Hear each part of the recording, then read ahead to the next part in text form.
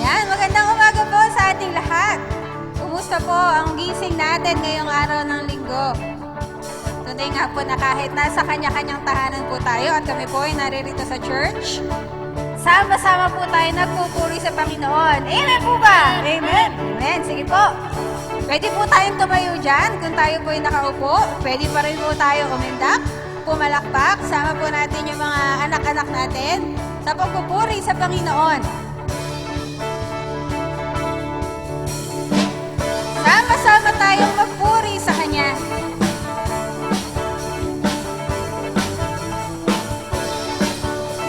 Sama-sama tayong umawit ng hallelujah.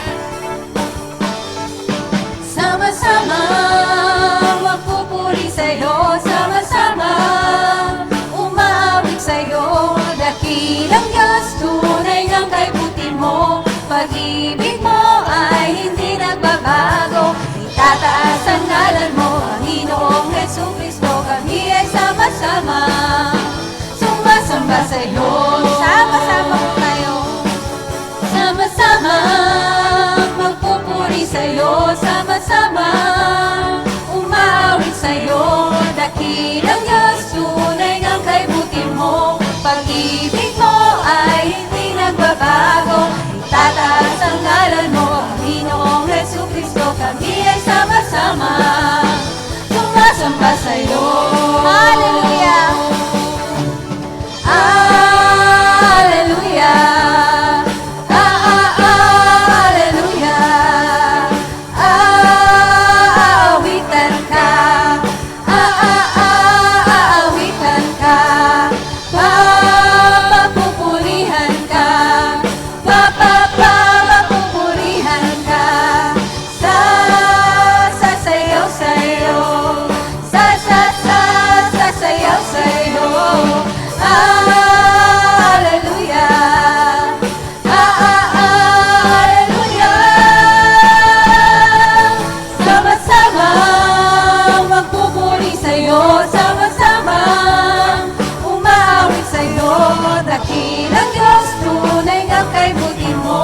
Pag-ibig mo ay hindi nagbabago. Itataas ang ngalan mo, Panginoong Jesucristo, kami ay sama-sama sumasamba sa'yo. Sama-sama magpupuri sa'yo, sama-sama umawit sa'yo. Dakilang Diyos, tunay ngang kay buti mo, pag-ibig mo ay hindi nagbabago. Itataas ang ngalan mo, Panginoong Jesucristo, kami ay sama-sama sumasamba sa'yo. Itataas ang iyong ngalan, itataas ang ngalan mo, Panginoong Jesucristo, kami ay sama-sama sumasamba sa'yo.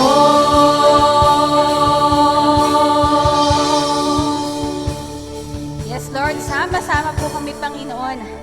Nagkakaisa ang aming mga puso na sumasamba sa iyo, God.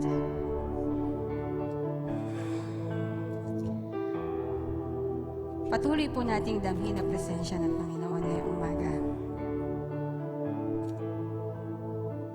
Sabi po sa awit 57:7-9. My heart is steadfast, O God. My heart is steadfast. I will sing and make melody. Awake, my glory, awake, O harp and lyre. I will awake the dawn. I will give thanks to you, O Lord, among the people. I will sing praises to you among the nations. Tayo po ay manalangin. Aming Diyos sa dakila, pinakamakapangyarihan, pinakamataas sa lahat. O Lord, wala pong makahihigit sa iyo. Amin kang pinapurihan, inaalayan, Panginoon, ang lahat ng meron kami ngayong umaga. Yung oras po na ito, Panginoon, amin pong buong ibinibigay. O Diyos, kalapit ito, Panginoon, yung lahat ng bahagi namin, O Father God, na amin nilalapit, napakalinisin mo, O Lord. Sa aming isipan, sa aming mga puso, Panginoon, tanggapin niyo po lahat ng karumihan, lahat ng hindi maganda, O Father God, all the impurities, O God, all the insecurities, O Lord. We pray in Jesus' name na tanggalin niyo po iyon, O God. Na malinis po ang aming mga hangarin, na papurihan ka, na masamba ka ngayong umaga. Pagindapatin niyo po kami, Panginoon. At kami po ay nagpapasalamat. Salamat sapagkat wala pong makahahadlang na anuman sa aming pagsamba. Na hindi po mapipigilan ng inyong mga anak na hanapin ka, nakatagpuin ka. Salamat, Panginoon, sa araw-araw na katapatan. Salamat, Panginoon, araw-araw binubuhos niyo ang inyong mga pagkapala. Salamat sa katugunan ng aming mga panalangin. Even, Lord, in times of trials, we know you are there. Salamat, O God.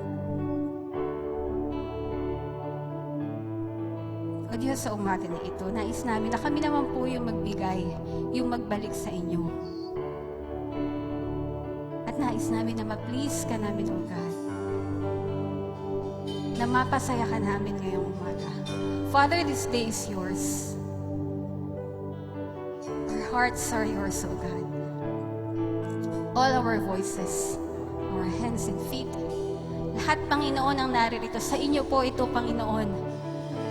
Sa inyo lamang namin inaalay, sa inyo lamang namin ibinibigay, O God. Hinahandog namin ng may mababang puso at kalooban, O God. Nais namin na maluwalhati ang iyong ngalan ngayong umaga. So, Father, work upon us. Work in us, O God. Na kahit hindi namin nakikita physically yung aming mga kapatid, sa pamagitan mo, Panginoon, nadarama namin yung pag-ibig at pagkilos. At hindi po kami nawawalan ng pag-asa because you, Lord Jesus, is our hope. You are our only hope, O God, na patuloy namin pinanghahawakan.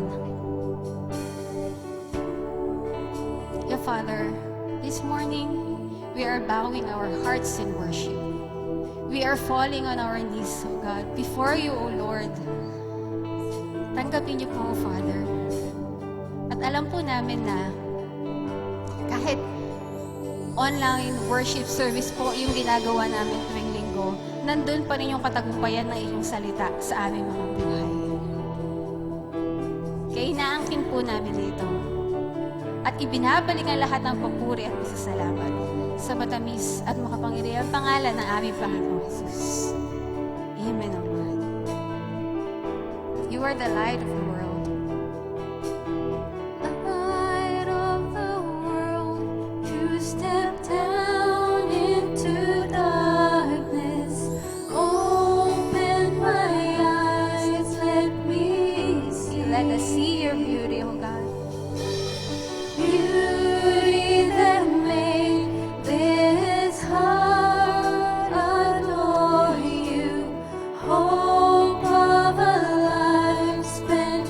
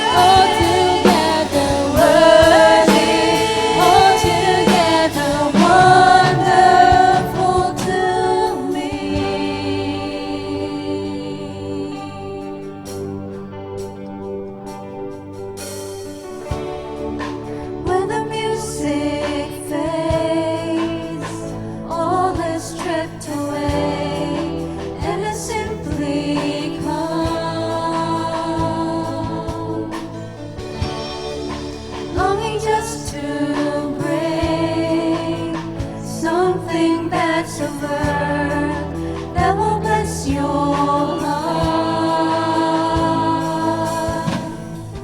I'll bring you more than a song, for a song in itself is not what you have required. You search much deeper within, through the way things appear. You're looking into my heart. I'm coming back to the heart of worship, and it's all about you. It's all about you, Jesus. I'm sorry, Lord, for the things I've made it, but it's all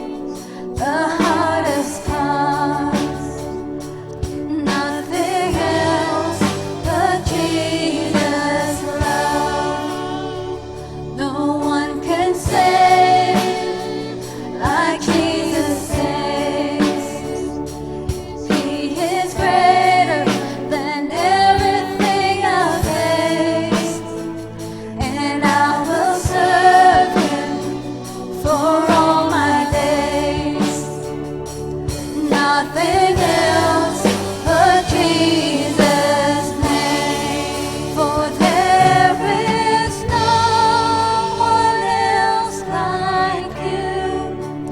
There is no one else like you. You're the King of our generation, Jesus. There is no one else like you. You are the truth. You are the truth. You are the way. You have the name above all names.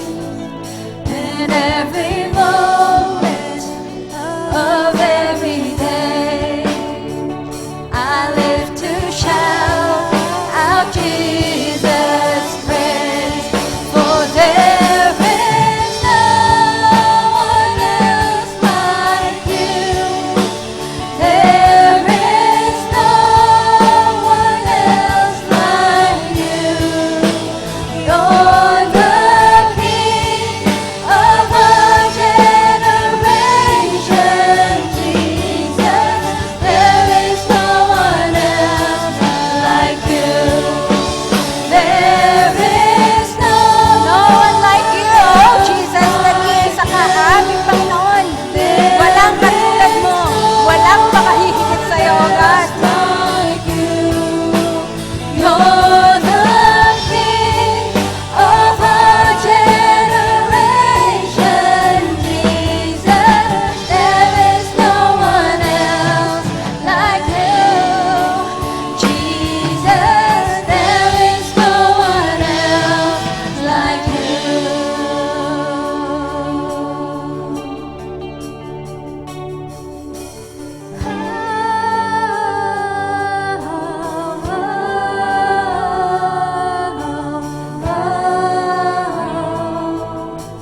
Jesus over everything.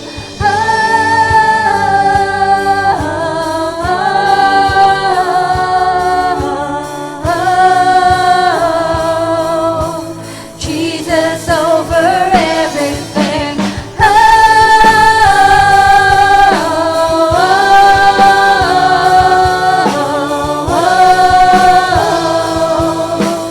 Jesus over everything.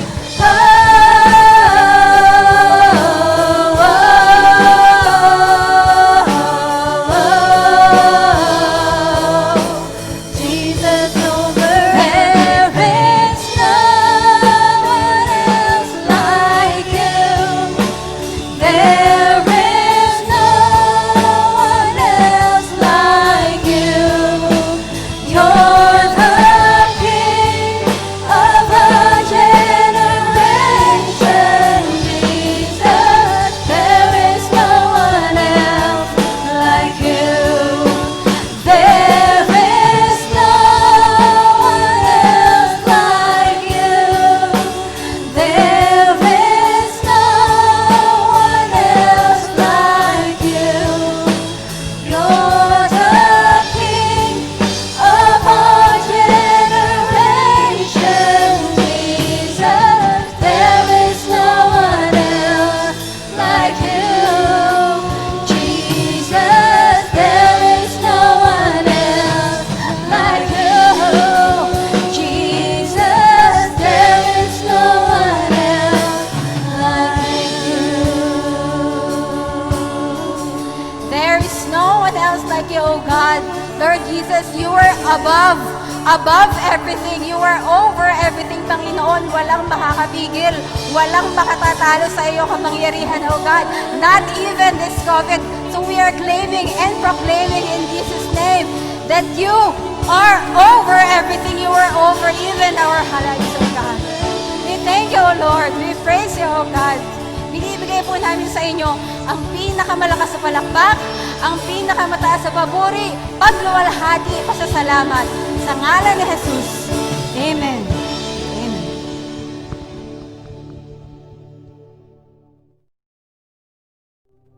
Kunin po natin ang ating mga Biblia at sabay-sabay po nating basahin ang unang Tesalonica, Kabanata 2, talata 10 hanggang 16. 1 Thessalonians chapter 2, verses 10 to 16. Kung atin na po nakita, sabay-sabay po tayo. Verse 10. You are witnesses, and so is God, of how holy, righteous, and blameless we were among you who believed. 11. For you know that we dealt with each of you as a father deals with his own children. 12. Encouraging, comforting, and urging you to live lives worthy of God, who calls you into his kingdom and glory. 13. And we also thank God continually because, when you received the word of God, which you heard from us, you accepted it not as the word of men, but as it actually is, the word of God, which is at work in you who believe. 14. For you, brothers, became imitators of God's churches in Judea, which are in Christ Jesus. You suffered from your own countrymen the same things those churches suffered from the Jews. 15. Who killed the Lord Jesus and the prophets and also drove us out. They displease God and are hostile to all men. Verse 16. In their effort to keep us from speaking to the Gentiles so that they may be saved. In this way, they always heap up their sins to the limit. The wrath of God has come upon them at last. Papuri po sa pagkabasa ng salita ng Diyos. Tayo po ay manalangin. Aming Diyos na dakila, salamat po Panginoon sa inyong salita na aming binasa. Patuloy Panginoon na gamitin mo po yung mga salitang ito ngayong umaga para mapaalalahanan po kami sa araw-araw, lalo na po Panginoon sa panahong ito ng pandemya sa krisis sa aming bansa at sa buong mundo. Maging kalakasan po namin ng mga ito para makaharap, gumising, bumangon sa bawat araw, O Father God. Patuloy po namin nilalapit sa inyo ang aming mga tenga, ang mga puso at isip.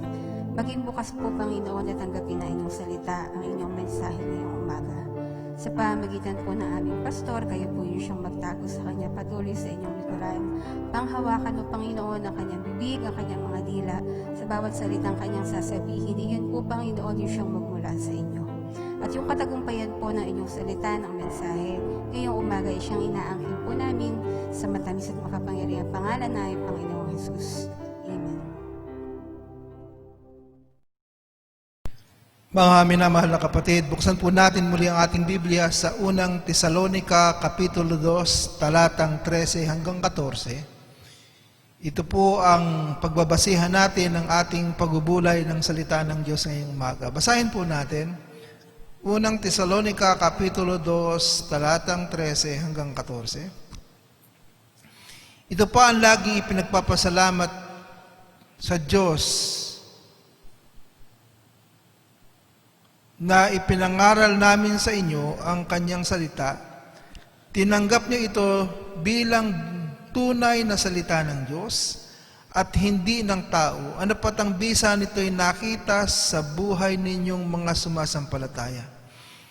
Ang nangyari sa inyo, mga kapatid, ay tulad ng nangyari sa mga iglesia sa Judea, sa mga naroong nananalig kay Kristo Jesus. Inusig kayo ng inyong mga kababayan tulad ng mga taga-Judea na inuusig ng kapwa nila Hudyo. Tayo po ay manalangin sandali bago tayo mag-aral ng kanyang salita. Ama namin sa langit, kami po ay taus-pusong nagpapasalamat sa iyo dahil sa kabila ng COVID-19 pandemic ay nagkapagpapatuloy po kami na mag-aral ng iyong salita. Sumamba sa iyo, bagamat magkakalayo kami pisikal ng aming mga kapatid. Nandito po kami sa church at sila nasa kanilang mga tahanan. Ang dalangin ko po, mangusap ka sa bawat isa ng personal at ang iyong salita ay magkaroon ng bisa sa buhay po naming lahat. Ama namin sa langit, puspusin mo kami ng Espiritu Santo, lalo na po ang iyong lingkod na gagamitin ngayon sa paghahayag ng iyong mga salita. Sa pangalan po ng aming Panginoong Jesus, lahat po ng ito ay dalangin. namin. Mga minamahal na kapatid, dito po sa verse 13 na ating binasa, ay meron pong binanggit si Apostol Pablo na gawin nating pinaka-topic po ng atin pong pag-aaral ngayong umaga ng salita ng Diyos. Ang sabi po niya sa iglesia sa Thessalonica, ano pat ang bisa nito'y nakita sa buhay ninyong mga sumasampalataya. Ang tinutukoy po ni Apostol Pablo na nakita ang bisa sa buhay ng mga sumasampalataya sa Thessalonica ay yung bisa ng salita ng Diyos, ayon po sa unahang mga pangungusap.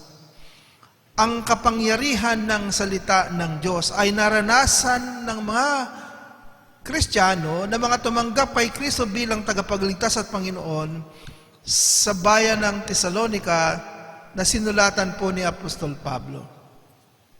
So ang tanong natin ngayong umaga na sasagutin ay paano natin patuloy na mararanasan sa ating buhay ang kapangyarihan ng salita ng Diyos. Bakit po? Meron po bang taong nakikinig ng salita ng Diyos na hindi niya nararanasan ang bisa o kapangyarihan nito? Marami po mga kapatid na mga nakikinig, nag-aaral ng salita ng Diyos na hindi naman nila nararanasan ang bisa o kapangyarihan nito sa kanilang buhay. Ano po? Ang sabi po sa banal na kasulatan, ang salita po ng Diyos ay makapangyarihan, ginagawa po nito ang layunin ng Diyos. Ito po ang instrumento ng Diyos upang gawin ang kanyang mga naisin. Ang sabi po sa Isaiah 55 verse 10 and 11, ang salita ng Diyos ay parang patak ng ulan na pagbagsak ay nagpapatubo ng nagdidilig ng lupa, nagpapatubo ng mga halaman. Ang salita ng Diyos, pag sinabi ng Diyos, ginagawa nito ang nais ng Diyos, nagkakaroon po ng bisa at hindi, sabi po doon, hindi ito babalik ng walang bunga. Ang salita ng Diyos, sabi po sa Hebreo 4:12, ay matalim pa sa isang tabak na magkabilay talim, tumatagos hanggang sa paghihiwalay ng kaluluwa at ng espiritu at ng kasukasuan at mga buto. Nape-penetrate po nito ang kabuuan ng ating pagkatao kahit po sa kasuluk-sulukan po ng ating mga konsensya. So ang salita ng Diyos ay isang kapangyarihan o kapangyarihan niya upang ang tao ay kanyang baguhin. Magbanggit po ako ng mga ilang bagay na kumikilos po ang salita ng Diyos o ang salita ng Diyos ang ginagamit ng Diyos sa buhay ng tao. Ang isa po ay pagsilang na muli. Sabi po sa 1 Peter 1, chapter 1 verse 23, tayo ay isinilang na muli sa pamamagitan ng salita ng Diyos. Ang salita ng Diyos ay nagpapaunlad, nagpapalago ng pananampalataya sa 1 Peter 2:2. Nasain ninyo ang gatas na walang daya, walang iba kundi ang salita ng Diyos upang lumago kayo sa ikaliligtas. Ang salita ng Diyos ay lumilinis ng kasalanan ng mga Kristiyano. Ang dugo ni Kristo ay lumilinis ng kasalanan ng lahat ng tao na sasampalataya sa Kanya. At sa oras na tayo ay sumampalataya kay Jesus, kapag tayo ay nag-aaral ng salita ng Diyos, ang ating kasalanan ay patuloy na nililinis nito. Sabi po sa John 15:3 ni Jesus sa kanyang mga alagad, malilinis na kayo sa pamamagitan ng salitang sinabi ko sa inyo. Ang salita ng Diyos ay nagbibigay sa atin ng kakayahan na makagawa ng mabuti. Yan po ang sabi sa 2 Timoteo 3:17. Ito ang nagtuturo ng katotohanan, nagtutuwid ng maling aral, sumasaway sa maling gawain. Mga minamahal na kapatid, kung gusto nating maranasan ang magandang buhay, pagbabago ng buhay, ang salita po ng Diyos, o sa ngayon ang Biblia, o ang mabuting balita, ang instrumento ng Diyos upang maranasan natin ang kanyang kapangyarihan. Nakita ni Apostol Pablo sa buhay ng mga Kristiyano sa Tesalonika ang bisa o kapangyarihan ng salita ng Diyos. Kaya sabi niya, ano pat ang bisa nito, ang bisa ng salita ng Diyos ay nakikita sa buhay ninyong mga sumasampalataya. Ang mga Kristiyano sa Tesalonika ay tumalikod sa mga Diyos-Diyosan at nanalig kay Kristo. Sabi sa chapter 1 verse 9 and 10 na pag-aralan natin nung nakaraan. Ang mga Kristiyano sa Tesalonika ay nagbago ang buhay. Ang kanilang pananampalataya, sabi sa verse 3, ang buhay ng mga Kristiyano sa Tesalonika, mga kapatid, ay naging modelo sa probinsya ng Macedonia at Akaya. So nagkaroon ng praktikal na epekto o bisa sa buhay ng mga Kristiyano sa Tesalonika ang salita ng Diyos.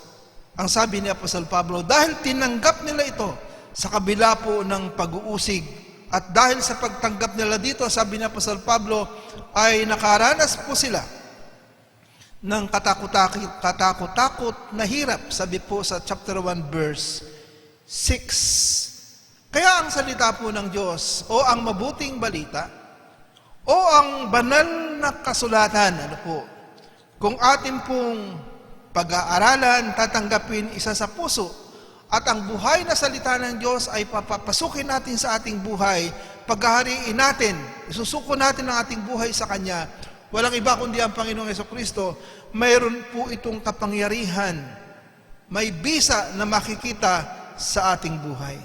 Kaya ang tanong ngayong umaga, mula ba nang ikay nakinig ng salita ng Diyos, naranasan mo na ba ang kapangyarihan o bisa ng salita ng Diyos na nagpapabago ng buhay, nag-aayos ng buhay? Ang sinumang nakipag-isa kay Kristo ay isa ng bagong nilalang. Ang dating bagay ay lumipas na, narito ang lahat ay pawang naging mga bago.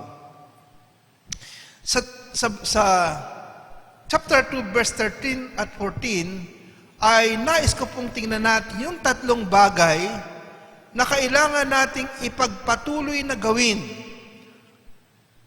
upang patuloy nating maranasan ang bisa o kapangyarihan ng salita ng Diyos sa ating buhay. Upang tayo po ay magbunga sa ating pananampalataya, upang maranasan natin ang mga pangako ng Diyos. So, sa chapter 2, verse 13, unahin po natin, ganito po ang sabi ni Apostol Pablo, muli nating basahin, ito ang lagi naming ipinagpapasalamat sa Diyos. Yung pong point na yon, mga minamahal na kapatid, ito ang lagi naming ipinagpapasalamat sa Diyos. Una, tingnan po natin sa buhay ni Apostol Pablo. Si Apostol Pablo po ay naranasan niya sa kanyang buhay ang kapangyarihan ng salita ng Diyos. Binago niya nito ang kanyang buhay. Siya po ay nakaranas ng mga himala, nakaranas ng pagtatagumpay, nakaranas ng pag-uusig, bagamat nagigipit kabi-kabila. Sabi po ni Apostol Pablo, hindi po siya naibubuwal. Siya po ay nagtagumpay sa pagsunod sa Panginoong Jesucristo. Siya po ay nagtagumpay, naranasan niya ang layunin ng Diyos sa kanyang buhay bilang isang apostol. Pero merong isang katangian si Apostol Pablo bilang isang mabuting lingkod ng Panginoon na kailangang mapasa atin upang ating maranasan katulad niya ang bisa ng kapangyarihan ng salita ng Diyos. Ano po yun? Yung pong laging nagpapasalamat. Ulitin ko po, sabi niya, lagi naming ipinagpapasalamat sa Diyos. Si Apostol Pablo ay isang tao, isang Kristiyano, isang lingkod ng Diyos na palagi pong nagpapasalamat sa Diyos. We must be constantly thankful to God. Ano po? We must be thankful to God always. Katulad ni Apostol Pablo. Makikita po natin dito sa Aklat ng Tesalonica sa chapter 1 verse 2, inulit niya muli, lagi kaming nagpapasalamat sa Diyos dahil sa inyo at tuwin ay isinasama namin kayo sa aming panalangin. Pag naaalala ni Apostol Pablo ang mga Kristiyano sa Tesalonica at iba pang Kristiyano sa ibang mga iglesia na inaitayo sa pamamagitan ng kanyang pangangaral, ang kanyang nararamdaman ay magpasalamat dahil sa pagbabago, dahil sa kapangyarihan ng salita ng Diyos na binago nito ang kanilang buhay. Kaya ang pagpapasalamat ay nakatanim na sa kanyang puso at isang ugali na ni Apostol Pablo na makita ang lahat ng kabutihan sa buhay ng mga Kristiyano. Ano po? Wala pong perfect na buhay Kristiyano. Makikita natin sa buong banal na kasulatan, lalo na po sa iglesia sa Corinto. Subalit sa Apostol Pablo, kapag inaalala niya ang mga kapatid sa pananampalataya, ang nalalagay sa kanyang puso ay pagpapasalamat. Kaya dito po sa unang Tesalonica 5:18, ang itinuturo po ni Apostol Pablo sa mga Kristiyano sa Tesalonica ay kung paano siya namumuhay na mapagpasalamat. Ang sabi po rito, start ko po sa verse 16, unang Tesalonica 5:16, 17, 18, favorite ng maraming Kristiyano, memory verse. Magala kayong lagi, verse 16. Verse 17, maging matyaga sa panalangin. And verse 18, ipagpasalamat ninyo sa pangalan ni Kristo Jesus ang lahat ng pangyayari sapagkat yaon ang ibig ng Diyos. Yaon ang ibig ng Diyos. Ipagpasalamat natin sa Kanya ang lahat ng pangyayari. Ito po ang itinuturo ni Apostol Pablo sa banal na kasulatan. Maring sabihin natin, ipagpapasalamat ko ba ang COVID-19? Hindi po ganon ang ibig nating sabihin. Ang hirap naman po yata na ikaw ay may sakit na COVID. Salamat po, O Diyos, ako po'y nagkasakit ng COVID. Hindi po gano'n ang ibig sabihin ni Apostol Pablo. Ang ibig po niya sabihin, lahat ng pangyayari, ako po'y naniniwala na ganito ang kahulugan, lahat ng pangyayari sa mundong ito, lahat ng pangyayari sa personal mong buhay, ano man ito, sa palagay mo man, masama ito, karamdaman man o kahirapan man, dahil anak ka ng Diyos, nais ng Diyos na magpatuloy kang magpasalamat sapagkat ito'y pwedeng maging tungtungan mo, daan para sa ikabubuti ng iyong kinabukasan. Para bagang katulad ng Romans 8:28, nasabi doon sa lahat ng bagay ang Diyos ay gumagawa sa ikabubuti ng mga umiibig sa Kanya. Kaya sabi po sa Filipos 4:6, huwag tayong mabalisa, sa halip dalhin natin sa Diyos ang lahat ng ating pangangailangan na sa panalangin may pagpapasalamat. So naroon na sa ating puso ang pagpapasalamat, isang attitude na ito, isang ugali natin ito, na tayo mapagpasalamat sa Diyos. Si Apostol Pablo ay nagtuturo na mga Kristiyano ay laging magpasalamat. Sa unang Timoteo, Kapitulo 2, talatang 1 hanggang 2, sabi niya, magpasalamat tayo sa lahat ng tao, lalo na po sa mga nakaupo sa mga pamahalaan. Ang sabi po sa unang Timoteo, Kapitulo 2, talatang 1. Mga minamahal na kapatid, ipinamuhay ni Apostol Pablo ang laging pagpapasalamat sa Diyos sa lahat ng nangyayari sa kanyang buhay. Naroon ang pagpapasalamat. Kaya naman may bisa, may kapangyarihang kumikilo sa kanyang buhay ang salita ng Diyos. Ano po? Sa bilangguan sa Pilipos, si Apostol Pablo at si Silas ay ikinulong. Bago ikinulong, sila po ay hinagupit. May mga latay po sa kanilang likod. Nakapangaw po ang mga paa at nakatanikala ang mga kamay. Sa halip na magreklamo sa pamahalaan, magsabi ng injustice, walang katarungan, walang human rights, hinuli sila at hinagupit ng walang matibay na ebidensya na kasalanan. Sa halip na ganoon po ang kanilang gawin, ng gabing iyon, si Apostol Pablo at si Silas ay umawit ng papuri sa Diyos, nagpasalamat sa Diyos, dinakila ang Diyos, nadidinig ng mga bantay ng bilangguan, nadidinig ng mga bilanggo. At dahil sa ginawa nilang ito, gumawa ng himala ang Diyos, nakalagang mga tanikala, lahat, nabuksan ang mga pintuan ng bilangguan at mayroong naligtas. Yung bantay ng bilangguan ay lumapit kay Pablo, ano ang gagawin ko upang maligtas? Sabi ni Apostol Pablo, sumampalataya ka sa Panginoong Hesus at maliligtas ka. At ang bantay ng bilangguang ito ay naligtas kasama ng kanyang buong pamilya at sila po ay nagpabautismo batay po sa talatang ito sa Gawa chapter 16. Mga minamahal na mga kapatid, isang ugali nating dapat i-develop sa buhay nating mga Kristiyano upang magkaroon ng bisa sa ating buhay. Ang pag-aaral ng Biblia ay ang laging pagpapasalamat sa Diyos araw-araw, sa araw-araw ng ating buhay. Ang opposite po o kasalungat ng pagpapasalamat ay pagrereklamo o complaining. Ang pagrereklamo po ay may masamang bunga sa buhay nating mga Kristiyano. Ayon po sa banal na kasulatan sa unang Korinto 19, basahin po natin.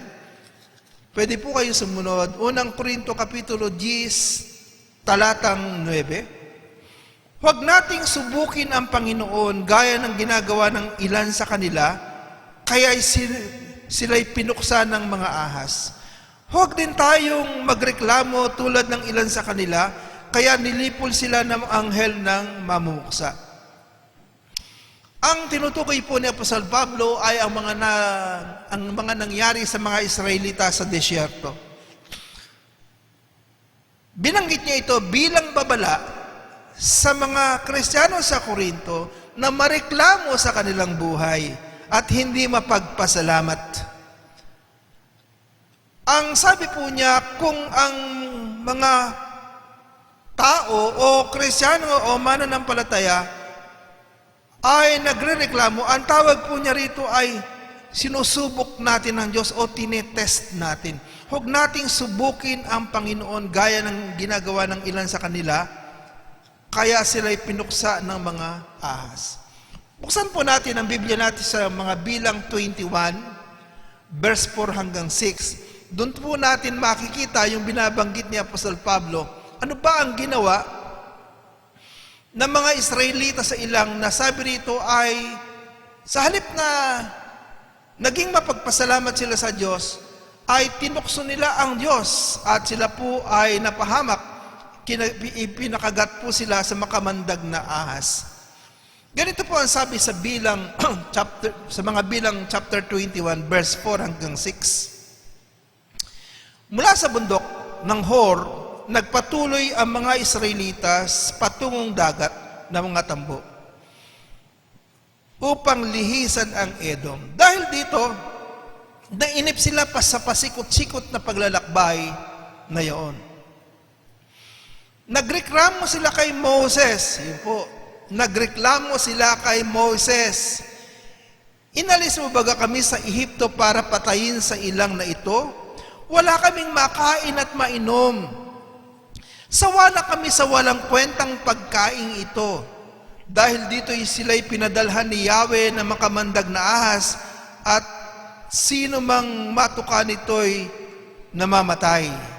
Mga minamahal kapatid, ito po yung kwento. Ang mga Israelita po ay nagreklamo sa Diyos. Ang pagrereklamo po ay pagtukso sa Diyos.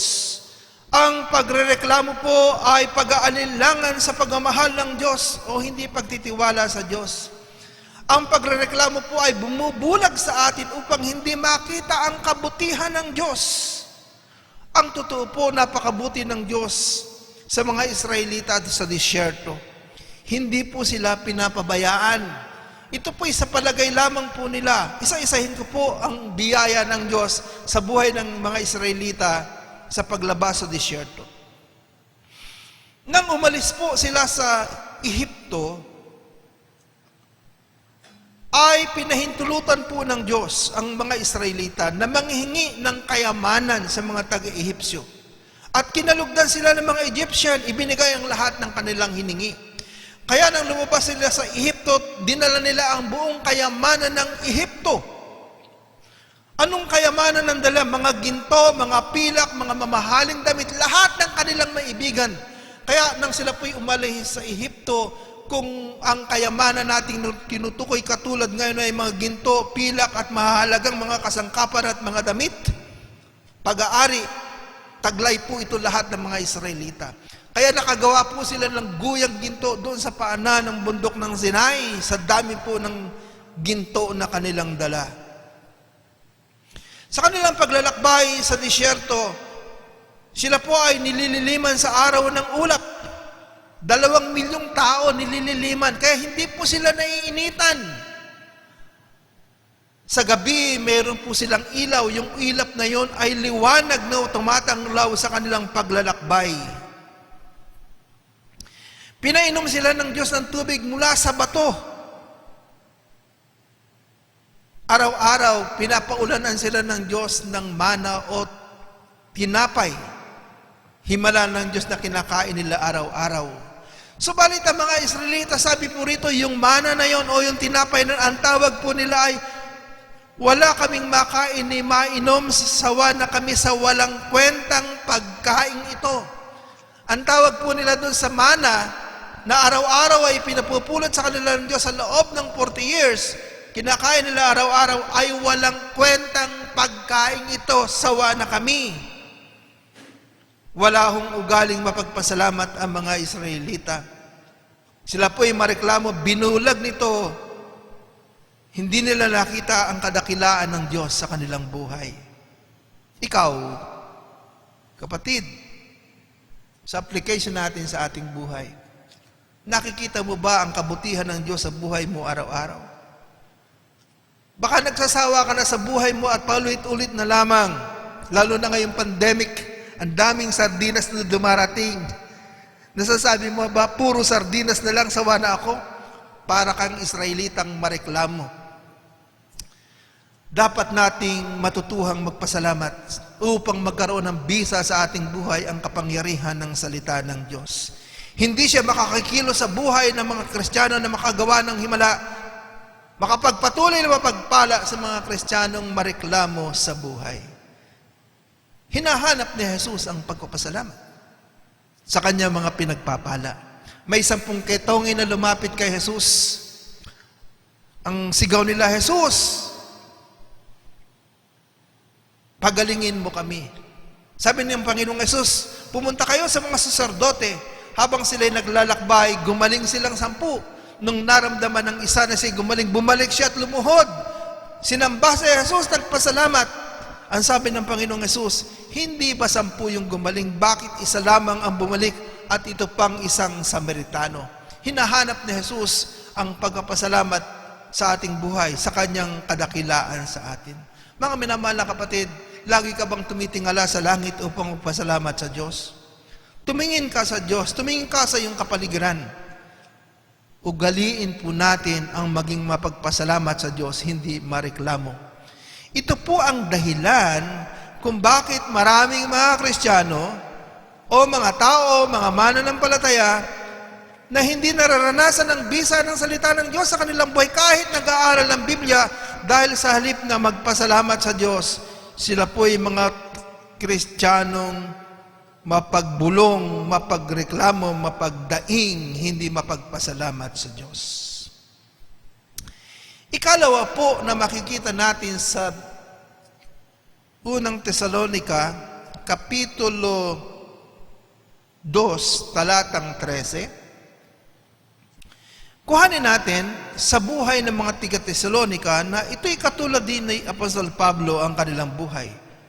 Sabi dito, tinanggap ninyo nang ipangaral namin sa inyo ang kanyang salita. Tinanggap ninyo ito na bilang buhay na salita ng Diyos at hindi ng tao. Ano pat ang bisa nito'y nakita sa buhay ninyo mga sumasampalataya. Tinanggap ninyo ang salita ng Diyos upang atin pong maranasan ang bisa at kapangyarihan ng salita ng Diyos. Ang kailangan nating gawin ay tanggaping patuloy. We must constantly receiving God's Word. Ito po yung ginawa ng mga Kristiyano sa Thessalonica. Sa pangangaral ni Apostol Pablo, ang kanyang itinuturo ay tinanggap nila bilang salita ng Diyos sa kabila ng pag-uusig. Sabi sa chapter 1 verse 6, sa kabila ng pag-uusig, sa kabila ng kahirapan, tinanggap nila ang salita ng Panginoon. Ang ibig ko pong sabihin ng constantly receiving God's Word, palagi ang ibig ko pong sabihin ay always present. Pangkasalukuyan, sa araw-araw, sa kasalukuyan ng iyong buhay, tinatanggap mo, pinakikinggan mo, pinag-aaralan mo, namumuhay ka sa salita ng Panginoon. Hindi po ang tinutukoy ko ay, kahapon ba ay nag-aral ka ng Biblia? Nung bang isang linggo'y nag-aral ka ng Biblia? Nung bang isang linggo'y nag-cell group pa? Hindi po ganoon ang tinutukoy natin. Ang tinutukoy po natin sa palagiang pagtanggap ng salita ng Diyos ay always present sa inyong buhay ngayon, mamaya, ngayon, bukas. Ano po? Sa kasalukuyan ng iyong buhay ay patuloy mong tinatanggap ang salita ng Diyos, hindi mo siya binibitiwan sa iyong buhay. Bilang illustrations, maganda pong illustrations yung pong awit chapter 1 verse 1 hanggang 3. Buksan po ninyo ang Biblia at basahin po natin. Ganito po ang ibig kong sabihin, mga minamahal na kapatid. Mga awit chapter 1 verse 1 to 3. Ganito po ito po ay pamilyar sa maraming mga mananampalataya, subalit hindi po masyadong nabibigyan ng diin ang kahulugan. Ganito po ang sabi, verse 1, chapter 1, verse 1 hanggang 3 ng mga awit. Mapalad ang taong hindi naakit niyong masasama upang sundan niya ang kanilang payot maling halimbawa. Hindi sumasama sa sinumang taong laging adhikay pagtawanan lamang at hamakin ang Diyos na dakila. Nagagalak siyang laging magsaliksik ng banal na aral. Ang utos ni Yahweh siyang binubulay sa gabi't araw. At katulad niya isang punong kahoy sa tabing batisan, sariwa ang dahot laging namumunga sa kapanahunan, at anumang gawin ay nakatitiyak na tatagumpay. Mga minamahal na kapatid, ganito po ang ibig sabihin ng constantly receiving God's Word. Always present. Receiving God's Word. Sabi po rito, samahan niyo po ako sa pagsusuri ng talata. Nagagalak siyang laging magsaliksik ng banal na aral. Ang utos ni Yahweh siyang binubulay gabi at araw. Malalim po yung ibig sabihin ng salitang binubulay gabi at araw. Hindi po yun ang gusto ko pong bigyan ng pansin. Ang mahalaga po, yung salitang binubulay mo ito araw-araw, maaaring nagbabasa ka ng Biblia, maaaring nagme-memorize ka ng verse, maaaring ikaw po ay nakikinig ng sermon, o anumang ibang bagay, pamamaraan ng pag-aaral ng Biblia, dumadalo ko sa cell group, or nagba-Bible study ka, kasama po iyon sa iyong mga pagbubulay-bulay ng salita ng Panginoon. Pero nais ko pong bigyan ng pansin ay yung verse 3. Ang salita po ng Diyos ay itinulad po sa tubig sa tabing batisan. Tulad po ng tubig na umaagos sa batis o sa ilog, yun po ang salita ng Diyos. Ang tubig po ang pinagmumulan ng buhay, ng mga punong kahoy.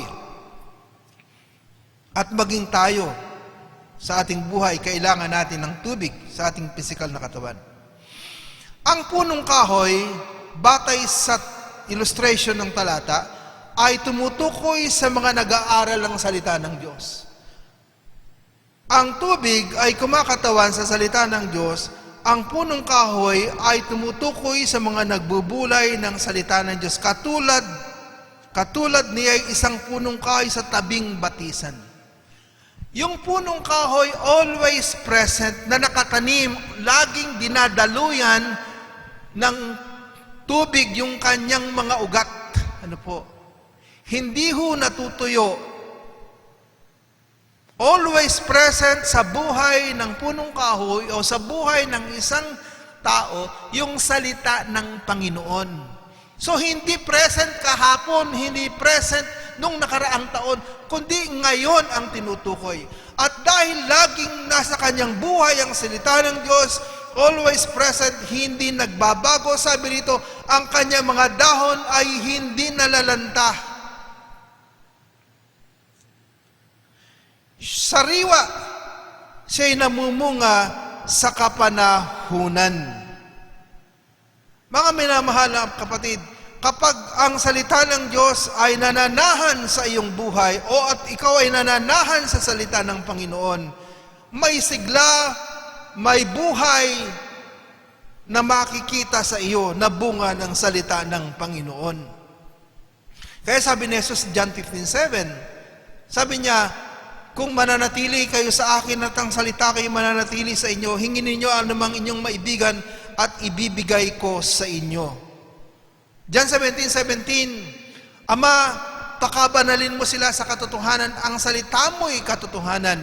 O sa ibang translation, Ama, italaga mo sila sa katotohanan, ang salita mo'y katotohanan.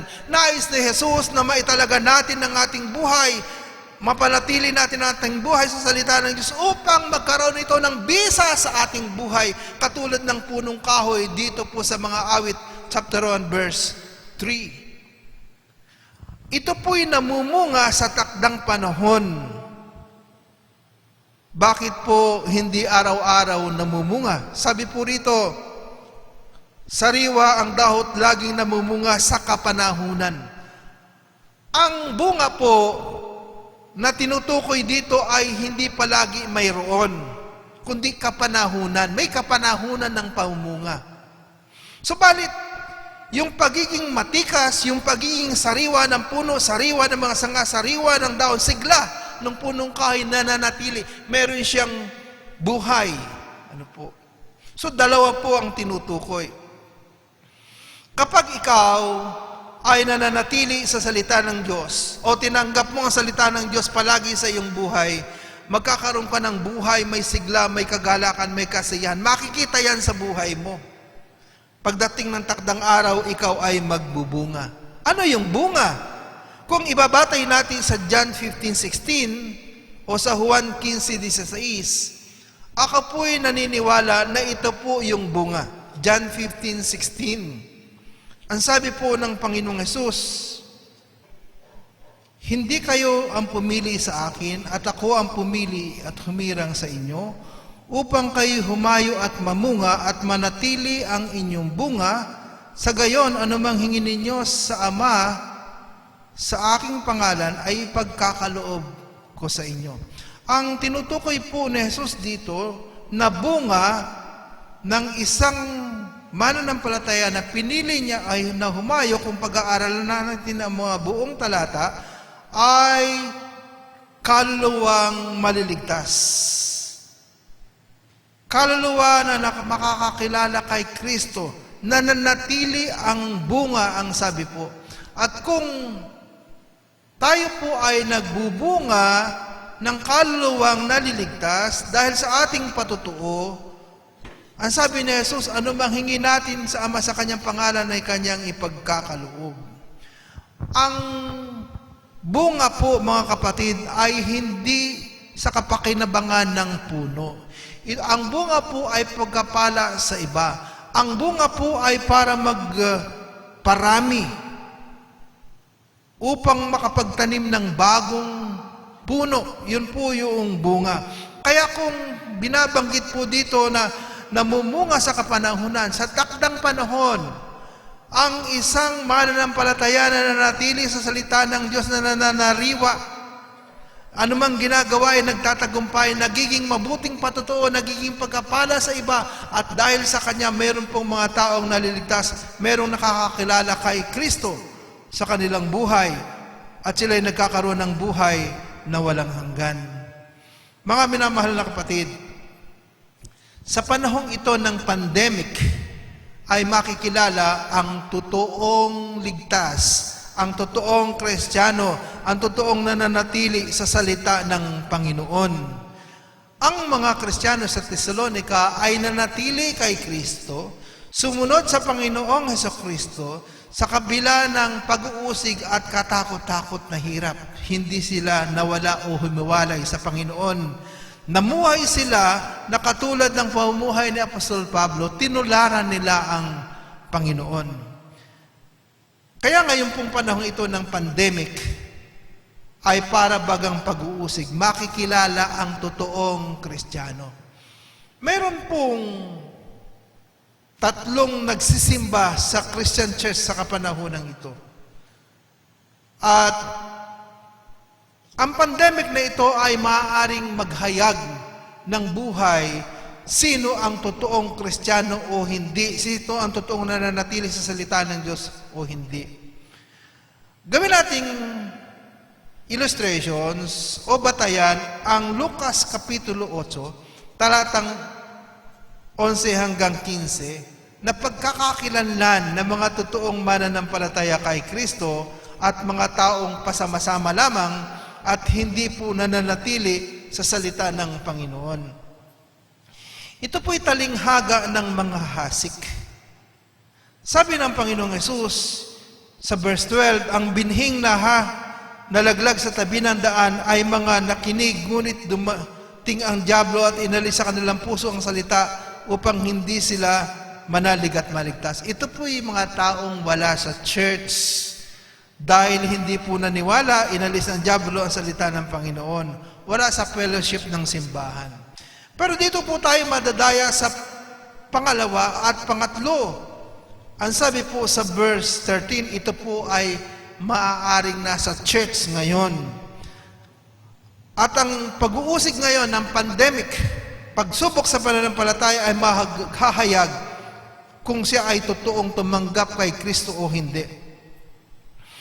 Ang mga nalaglag sa kabatuhan ay mga nakikinig ng salita at tumanggap nito ng buong galak, ngunit hindi ito tumimo sa kanilang puso. Naniwala sila sandali, subalit sa panahon ng pag-uusig o pagsubok ay tumiwalag agad.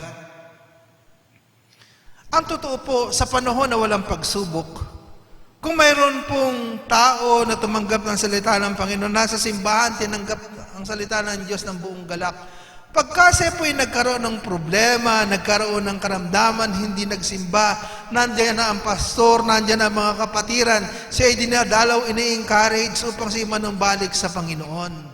At kung nangangailangan ayon sa kakayahan ay tinutulungan. Kaya yung mga tao o mga taong nakikinig ng salita ng Diyos na katulad ng nasa batuhan ay maaaring nasa church pa rin kahit sa panahon ng pagsubok, umaawit, lumulundag kasama nagpupuri sa Panginoon. Pero ngayong pandemic, makikilala ka kung ikaw ay nasa batuhan o hindi, sapagkat walang mag-i-encourage sa iyo ngayon. Ikaw ang personal na magbabasa ng Biblia, ikaw ang personal na magbubukas ng iyong cellphone or laptop or internet para makinig ng mensahe. Kung ikaw may problema, personal kang tatakbo sa Diyos sapagkat ipinagbabawal ngayon ang mga pagtitipon. Kaya ngayon, makikilala ka ng Diyos. Makikilala mo ang iyong sarili kung ikaw nasa batuhan. Ikaw ba'y nakikinig pa ng salita ng Diyos ngayon? Ikaw ba'y nag-aaral pa? Ikaw ba'y nagpapasalamat pa? Ikaw ba'y nananalangin pa ngayon? O ikaw ay tumalikod na sa salita ng Panginoon. O nasa puso mo naniniwala ka kay Kristo. Subalit baliwala sa iyo ang kanyang salita. Walang kapangyarihan sa iyong buhay. Nalalamig ka, nalalanta ka. Ikaw ang nahasik sa batuhan.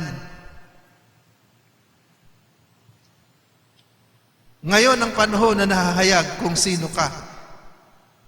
Hindi ka na rin nakikipag-ugnayan sa kapatiran. Wala. Pero kung walang pag-uusig, nasa church ka, dadalawin ka ng mga kapatid. Mga minamahal na kapatid, ang nasa butuhan ako'y naniniwala na hindi totoong Kristiyano. Ikalawa, na nasa church ay yung nasa dawagan, sabi sa verse 14. Ang mga nahasik sa dawagan ay ang mga nakikinig ngunit ng malaon na daig ng mga alalahanin sa buhay at ng pagkahumaling sa kayamanan at kalayawan, kaya't hindi nahinog ang kanilang mga bunga. Ito po may buhay nahasik sa dawagan, nasa church, nasa Bible study, nasa cell group, nakikinig ng salita ng Panginoon, pero walang kakapangyarihan sa kanyang buhay ang salita ng Diyos dahil nahuhumaling sa kayamanan at kalayawan at hindi nahinog ang kanilang bunga.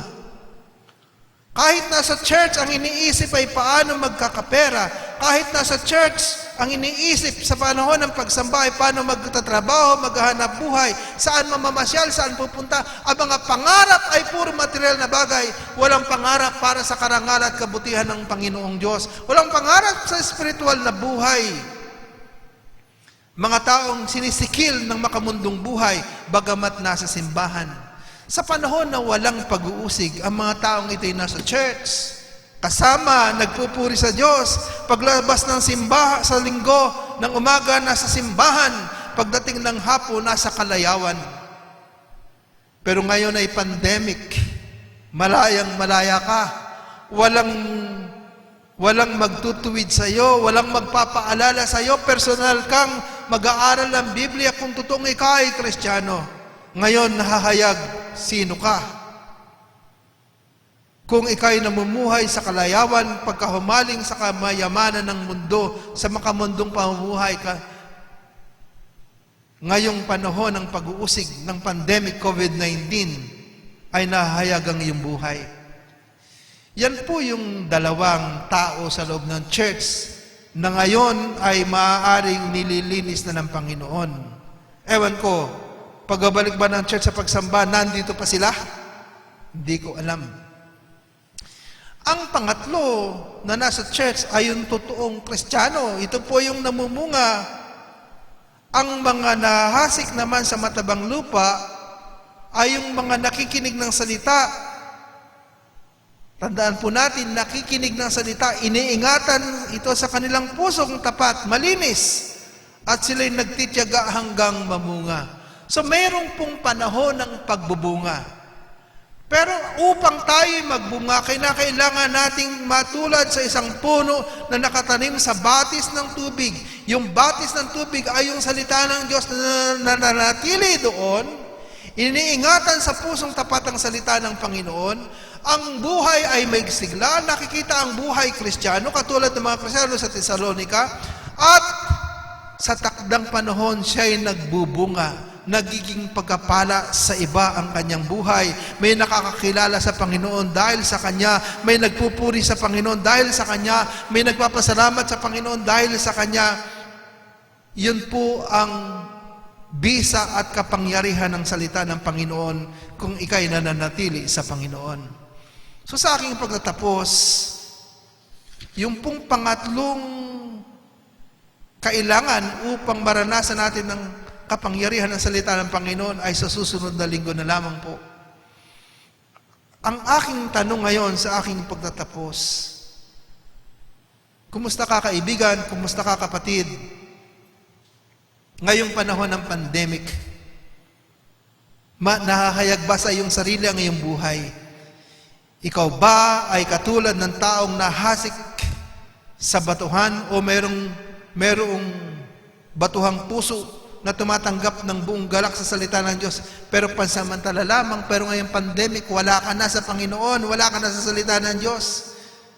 Ikaw ba ay katulad ng taong tumanggap ng salita ng Diyos, pero nasa dawagan, ang buhay ay nasa kalayawan ng mundo, paghahangad ng karangyaan sa buhay.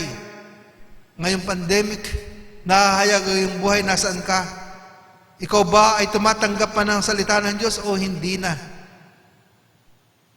Ikatlo, sana ay ganito tayo, goody heart, pusong timtiman, pusong tapat, iniingatan ang salita ng Diyos sa puso kahit may pag-uusig, kahit may mga problema, kahit may kahirapan na nanatili ang salita ng Panginoon sa kanyang puso. Tumatanggap ng salita ng Diyos sa araw-araw ng kanyang buhay at siya'y nagbubunga sa kapanahunan. Kaibigan o kapatid, ano ang iyong ginagawa araw-araw? Ano ang ginagawa mo ngayon? Minamahal mo ba ang salita ng Panginoon? Hinahangad mo ba na mapakain ng iyong kaluluwa ng salita ng Panginoon? Personal mo ba na hinahanap ang salita ng Diyos? Iniingatan mo ba ito sa iyong puso upang hindi ka magkasala sa Panginoon? Sabi sa awit 119:11, ginagawa mo bang ilawan sa iyong mga paatanglaw sa iyong landas ang salita ng Diyos? Katulad ng sabi sa awit 119:105, sumusunod ka ba sa salita ng Panginoon? Mga kapatid, upang tayo ay magbunga, upang gumanda ang ating buhay, upang maranasan natin ang kapangyarihan ng salita ng Diyos, tayo ay manatili sa salita ng Panginoon katulad nung puno ng kahoy na nakatanim sa batis ng tubig sa awit chapter 1 verse 3. So ito po yung dalawang katangian o dalawang kailangan natin upang ating maranasan ang bisa, ang kapangyarihan ng salita ng Panginoon. Ang una po ay lagi tayong maging mapagpasalamat sa Diyos sa ating buhay. Alisin natin ang pagrereklamo sa buhay. Ito'y panunukso sa Diyos. Ito'y paghahayag ng pag-alinlangan sa Diyos. Ito'y bumubulag sa atin upang hindi natin makita ang kabutihan ng Diyos. Sa halip, lagi tayong mapagpasalamat sapagkat tayo naniniwala na sa lahat ng bagay ang Diyos ay gumagawa para sa ikabubuti natin. Kahit ang pandemic na ito ay para sa ikabubuti ng mga mananampalataya sa ating Panginoong Diyos o sa mga Kristiyano. At ikalawa po, presently, constantly, palagi nating tanggapin po ang salita ng Panginoon. Huwag po yung nag-aral lamang tayo ng Biblia kahapon, kamakalawa o kamakatlo. Kundi ngayon ang tinutukoy, bukas ay ngayon din. Upang magkaroon ng bunga o bisa sa ating buhay ang salita ng Diyos, hindi nagbabago sa araw-araw ng ating buhay, atin itong tinatanggap, tayo na nanatili dito. Sabi nga po ng Panginoong Hesus, ulitin ko muli, John 15:7, kung kayo'y mananatili sa akin at ang salita ko'y mananatili sa inyo, hingin ninyo ang inyong maibigan at ibibigay ko sa inyo. Mga kapatid, manatili tayo kay Hesus, manatili tayo sa Kanyang salita upang maranasan natin ang kapangyarihan ng Diyos sa ating buhay. Tayo po ay manalangin. Ama naming Diyos na makapangyarihan sa lahat, nais naming maranasan ang kapangyarihan ng iyong salita, na siya mong ginagamit upang maranasan namin ang iyong dakilang pag-ibig, ang iyong mga biyaya. Kaya nananalangin po kami, Panginoon, nananalangin po ako, na manutuhan naming manatili sa iyong salita, Panginoon. Manatiling ninanais, hinahangad ito na pakinggan, suriin, pag-aralan, sundin, at amin pong maipamuhay, na huwag kaming humiwalay dito, Panginoon. Kaya Ama, lahat po ng iyong mga anak na nag-aaral ngayong umaga at nakikinig, pagpalain mo po sila, at dalangin ko po maipamuhay po namin ang aming pinag-aralan. Sa pangalan po ng aming Panginoong Hesus, lahat po ng ito ay dalangin namin. Amen. Magpatuloy po tayong magbulay ng salita ng Panginoon.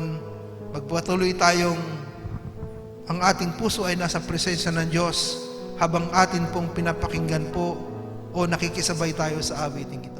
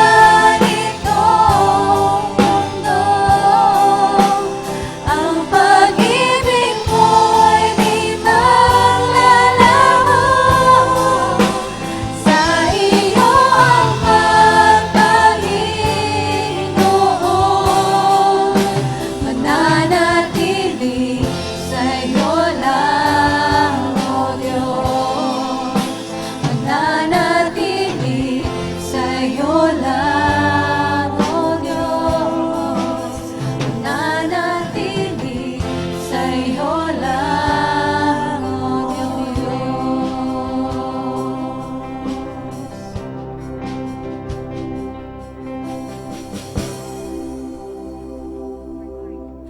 Tumako naman po tayo sa pagkakaloob. Sabi po sa Filipos 4:18 hanggang 19. Philippians 4:18 to 19. I have received full payment and even more. I am amply supplied now that I have received from Epaphroditus the gifts you sent. They are a fragrant offering, an acceptable sacrifice, pleasing to God. And my God will meet all your needs according to His glorious riches in Christ Jesus. Salamat sa katapatan ng Panginoon sa Kanyang salita. Maari po nating ipahatid ang ating mga tithes and offering sa kahit sino po, sa members ng finance, sa akin po, Sister Joanne, kay Sister Raquel, pati po kay Sister Melba. Pwede niyo po kaming kontakin kahit po sa GC po natin kung paano niyo po maipapadala. Panalangin po natin ang ating mga handog. Aming Diyos na mapagbigay, pinakamayaman sa lahat. Kami po ay nagpapasalamat, Panginoon, sapagkat tunay na never po kayong nagkulang sa amin. Ilang buwan na po ang krisis na ito, pero hindi niyo po pinarana sa amin na kami nagutom. Salamat po, Panginoon, sapagkat binibigyan mo kami ng higit pa rin sa aming pangangailangan, upang magamit din po namin ito at maibahagi po sa iba bilang mabuting patotoo kung gaano kakabuti sa aming mga buhay. Kaya po, Ama, patuloy na pinagkakatiwala po namin sa inyo ang bawat araw sa araw-araw. Alam po namin na masaganang pagpapala yung pinagkakaloob mo pa sa aming patuloy. Salamat din po, Panginoon, sa inyong mga anak na patuloy na hindi nakakalimot. Kayo na po, Panginoon, isyang bahalang magbalik sa kanila ng siksik, liklik at umaapaw ng mga blessings, O Father God. At patuloy na pagpalain mo ang iglesia. Patuloy na bigyan mo po kami ng karunungan, lalo na po sa panahon ito kung paano po namin i-manage ang finances ng church. Kaya po, Ama, patuloy na kayo po siyang pala ng bawat isa. At yung pag-asa, Panginoon, na makita po namin sa inyo, yung katapatan mo sa inyo sa nila, O God, na aming makahawakan. So po ang aming samo at dalangin, in Jesus' name we pray. Amen. O Diyos ng katarungan at katwiran na kahit minsa'y di nabahiran ang kabanalan at kalwalhatian. Salamat sa sukulang biyaya mo, O Diyos ng pag-ibig na mas malawak pa kaysa aking mga pagkakasala. Higit pa sa buhay ko, salamat sa sukulang biyaya mo.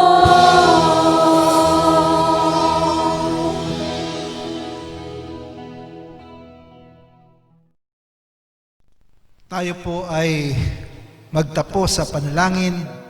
Kung nariyan po kayo sa inyong tahanan, nakikinig, nakikibahagi, ay pwede po tayong tumayo at manalangin. Itaas natin ang ating mga kamay at patuloy po nating ipanalangin ang ating bayan. Patuloy po natin ang ipanalangin po na magkaroon na po ng gamot sa atin pong nararanasang pandemic sa ating bansa o sa buong mundo. Tayo po ay manalangin.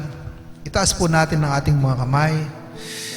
Ibalik natin sa Diyos ang ating espiritu.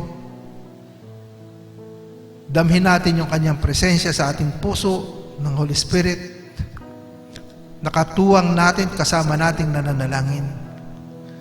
Ama naming Diyos na makapangyarihan sa lahat, maraming salamat na kami binigyan mo ng iyong salita na gabay sa aming buhay. Lord, hindi lamang pala ito gabay, ito'y kapangyarihan mo upang matupad ang iyong naisin sa aming buhay. Kaya Panginoong Diyos, tulungan mo po kami na walang makahadlang, walang makapigil sa amin upang hindi itanim namin ang aming buhay sa iyong mga salita. Manatili kami dito sa araw-araw ng aming buhay. Ama, makita namin na ito ang iyong ginagamit upang matupad mo ang iyong mga layunin sa aming buhay. Ipakain mo ito sa aming kaluluwa upang maging lakas namin, upang maging tagumpay po namin, maging daan ang aming pagtatagumpay. Ama naming Diyos sa langit, patuloy kaming nananalangin para sa aming bansa, sa aming bayang ito na Pilipinas. Marami na pong nahihirapan ngayon, Panginoon. Marami pong taong may sakit. Libo-libo araw-araw po ang nagkakasakit ng COVID. Kaya nananalangin po kami, dakilang Diyos. Tulungan mo po ang aming pamahalaan, tulungan mo po ang mga doktor, Panginoong Diyos, ang mga scientifico, Panginoong Diyos, na makatuklas na po ng gamot sa karamdamang ito, Panginoon. At dalangin po namin, dalangin ko po na yung pong mga bakuna na tinetest ngayon, Panginoon, magkaroon na po ng totoong bakuna na makapagpipigil po ng karamdamang ito. Ama namin Diyos, mamagitan ka sa bansa namin. Tulungan mo kami, kahabagan mo kami, Panginoong Diyos. Sa kasalukuyan, Panginoong Diyos, maraming mga iglesia hindi po nakakapagtipon para sumamba. Ikaw po ang nakakabatid ng mga pangangailangan. Kaya nananalangin po kaming patuloy, Panginoong Diyos, na dito po sa BACC, sa church na ibinagkaloob po sa amin, sa aming mga kapatiran, magkaroon kami ng puso at damdaming mapagpasalamat. Makita po namin ang kabutihan mo sa church at maging sa bawat pamilya, maging sa personal naming buhay. At kami po ay huwag magsawa na mag-aral ng iyong mga salita. Salamat po sa mga kapatiran na nagtitiyaga, nagpapatuloy, nakikisama sa gawaing ito kung araw ng linggo sa kanilang mga tahanan. Salamat sa Praise and Worship team na nagpapatuloy, nagbibigay ng panahon at lakas para maisagawa ang gawaing ito. Maraming pong salamat. At dalangin po namin, maranasan namin ang iyong kapangyarihan, Panginoon, ang kapangyarihan ng iyong salita. Ama namin sa langit, pagalingin mo kami, pagalingin mo ang aming bayan sa karamdaman ito. Sa pangalan po ng aming Panginoong Jesus, lahat po ng ito ay dalangin namin. At ngayon mga kapatid, patuloy nating ibigay sa Diyos Ama, sa Panginoong Hesukristo at sa Espiritu Santo, sa Diyos na iisang na may tatlong persona na makakagawa ng higit sa ating mga hinihingi at iniisip, bigay po natin ng karangal at kaluwalhatian sa Kanya ngayon at magpakailanman. Amen.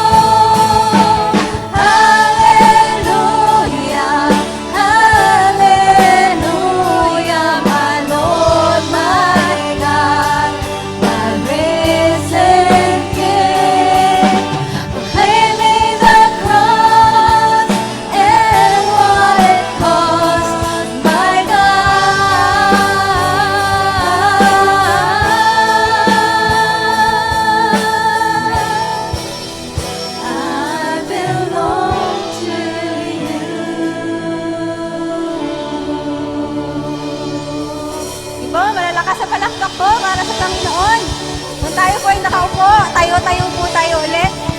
Kung hindi pa po sumasakit ang ating mga tuhod, tayo-tayo po tayo. Sayaw-sayaw po tayo at pumalakpak. Awitin po natin ang ating victory song. Tunay nga na sa araw-araw tayo ay mananagumpay dahil meron tayong Jesus. At sabik na ang ating mga puso.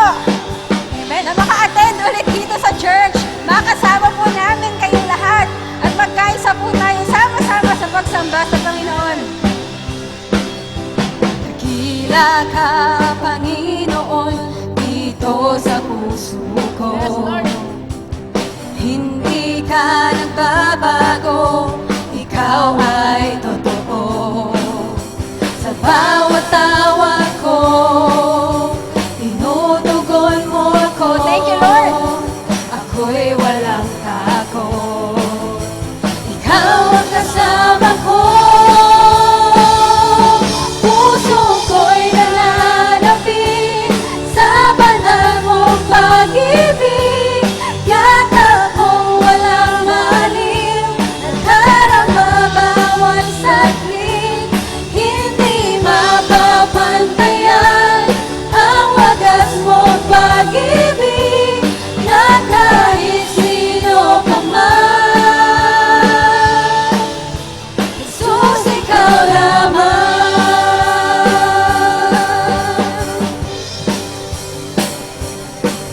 Sa kapangyarihan mong taglay, buhay ay lumaya.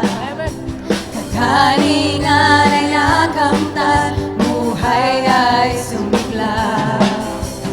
Karapat-dapat lang napapurihan ka, pasasalamatan, sasambitin tuwina. Puso ko'y nananabik sa banal mong pag-ibig. Yatak mong walang maliw, nadarama bawat saglit. Hindi mapapantayan ang wagas mong pag-ibig na kahit sino pa man. Jesus, ikaw lamang. Puso ko'y nananapit sa banal mong pag-ibig. Yakap mo walang maliw, nadarama bawat saglit. Hindi mapapantayan ang wagas mong pag-ibig na kahit sino pa man. Jesus, ikaw lamang.